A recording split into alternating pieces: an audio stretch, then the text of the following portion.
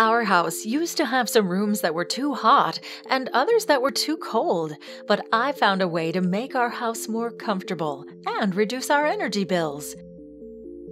Your heat and air conditioning flows through your ductwork to the rooms in your house. Leaks in your ductwork make the system less efficient and less comfortable. It's hot in here. I'm cold.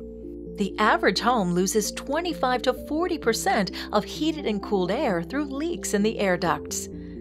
The aeroseal process seals those leaks so the air can flow directly to your living spaces. It's a simple process that uses your existing ductwork.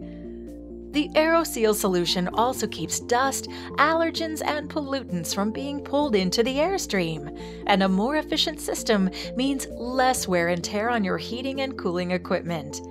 With aeroseal, you'll see increased comfort throughout your home by eliminating hot and cold spots, improved air quality, and energy savings of up to 30%.